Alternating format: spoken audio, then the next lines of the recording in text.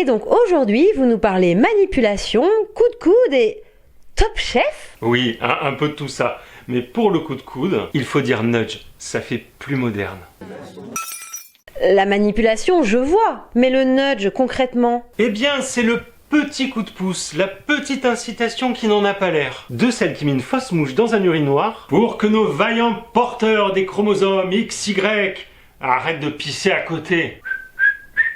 Et hop, dans le mille. Oui, mais vous avez d'autres exemples? Eh bien, vous voulez influencer un choix qui comporte plusieurs options. Vous présentez la première option en mode clinquant et photoshopé.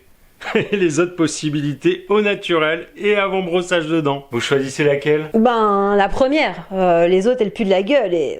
C'est exactement ça, vous choisissez la première option.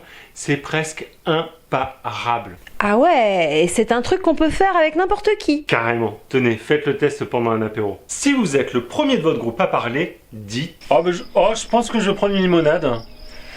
Je sais pas pour toi, mais j'ai franchement pas envie de me mettre la tête à l'envers ce soir. » Oh putain, je veux une bière, moi. Mais je vais passer pour une alcoolique. Et si je prends un soft, je vais m'emmerder. Mais merde, je me traîne déjà une sale réputation. La même chose, s'il vous plaît. Et voilà, ça marche pour presque tout. Le film à aller voir ce soir, votre prochain lieu de vacances. Mais c'est de la manipulation, ça? Oui, mais c'est de la manipulation douce, sans contrainte. Mais du coup de pouce à la manipulation, vous avez raison. La frontière est floue. Donnez le nom que vous voulez, hein. Nudge, manipulation, propagande. Mais la fabrique du consentement, ça n'est rien d'autre qu'un peu de cuisine améliorée. Ah, vous pouvez nous en dire plus? Voyons voir quelle recette de manipulation nous allons pouvoir préparer. Repousser l'âge du départ à la retraite. Redéfinir les conditions de l'assurance chômage des intermittents du spectacle. Ou organiser le prochain confinement. Vous avez une préférence? Bon, allons-y pour la réforme des retraites. Étape 1. Répéter en mode bruit de fond dans tous les relais médiatiques. Le nombre de retraités sera bientôt supérieur à celui des actifs. Les caisses sont vides. Les caisses sont vides. Étape 2. Organiser de nombreux débats avec quelques experts répétant graphique à l'appui. Faut réformer, faut réformer. N'oubliez pas d'ajouter un bouquet de syndicalistes plus ou moins moustachus pour adoucir l'acidité. Mélangez grossièrement et réservez la préparation. Étape 3.